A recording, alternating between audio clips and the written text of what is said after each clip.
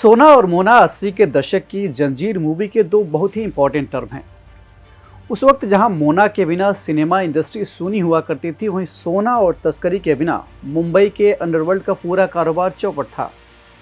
या यूं कहे कि उन दिनों अपराध के मसीहा रहे हाजी मस्तान से लेकर करीम लाला, दाऊद इब्राहिम और छोटा राजन समेत कई डॉन इसकी स्मगलिंग के कारोबार के बिना शायद सड़क पर आ जाते। आज़ादी के बाद मुंबई पोर्ट स्मगलिंग का बड़ा अड्डा हुआ करता था और मस्तान गैंग और पठान गैंग इसके बड़े कारोबारी।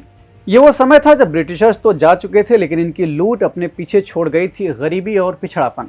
हालांकि इस समय तक बड़ी औपनिवेशिक शक्तियों के अलावा भी दुनिया के कई देश इतने विकसित हो चुके थे कि वो 7 समंदर पार से भी व्यापार कर सके, और इन सभी व्यापारी देशों के लिए भारत सबसे बड़ा कंज्यूमर हुआ करता था, आज भी है। भारत भी इस तरह की चालाकियों को और ऐसे देशों के एक्सप्लॉयटेशन को लगभग 200 सालों तक झेल चुका था। देश ने इस समय न केवल रिसोर्सेज का ड्रेनेज देखा था, बल्कि देसी कारोबार का पतन भी देखा था।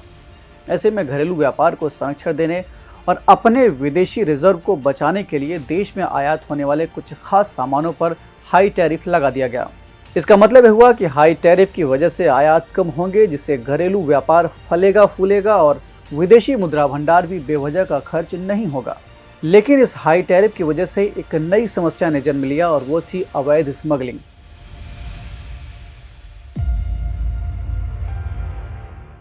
शुरुआत में इसको रोकने का काम केंद्रीय उत्पाद शुल्क एवं सीमा शुल्क प्रशासन को दे दिया गया। इस संस्था को आज़ादी के पहले से ही, ये जानकारी के लिए बता दें कि इस संस्था को आज़ादी के पहले से ही अंग्रेजों द्वारा बनाया गया था, और इसका मुख्य काम ज़्यादा से ज़्यादा टैक्स की उगाही करना था। खैर, समस्या बढ़ती गई और केंद्रीय उत्पाद शुल्क एवं सीमा शुल्क प्रशासन इस अवैध आयात को ठीक से रोक नहीं पा रहा था। ऐसे में जानकारी और रिसोर्सेज के अभाव में समुद्री और ज़मीनी border economic crime sensitive zone बन गए।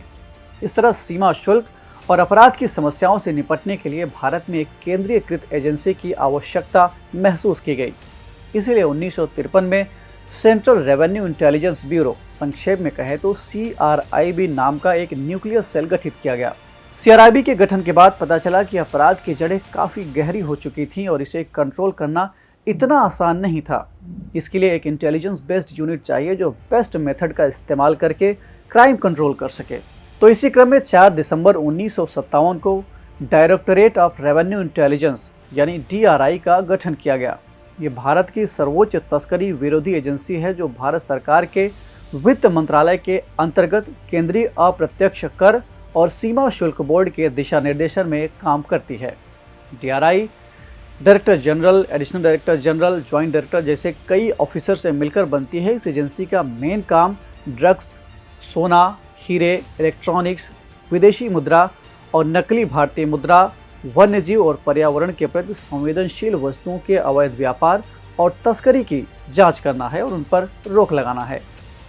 यह न केवल देश में होने वाली इलीगल एक्टिविटीज़ को ऑब्जर्व करती है, बल्कि इंटरनेशनल ट्रेड से जुड़ी कमर्शियल धोखाधड़ी और सीमा शुल्क की चोरी पर भी पैनी नज़र रखती है।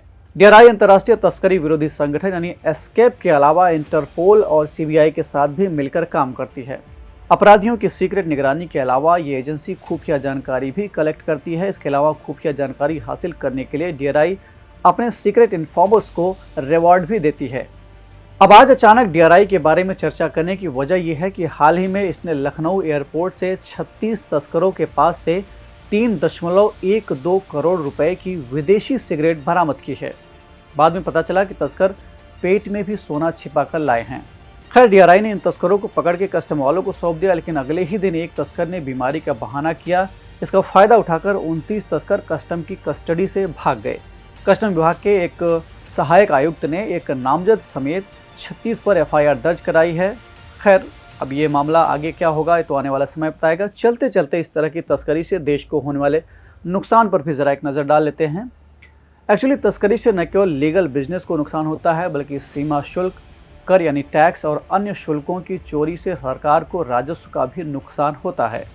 इतना ही नहीं, कंज्यूमर्स को उचित मानक वाला यानी प्रॉपर स्टैंडर्ड वाला सामान नहीं मिल पाता, और हथियारों, ड्रग्स एवं जाली मुद्रा आदि की अवैध तस्करी से आपराधिक गतिविधियों को भी बढ़ावा मिलता है, जो आतंकवाद को बढ़ाकर पब्लिक सेफ्टी के लिए भी खतरा पैदा करता है।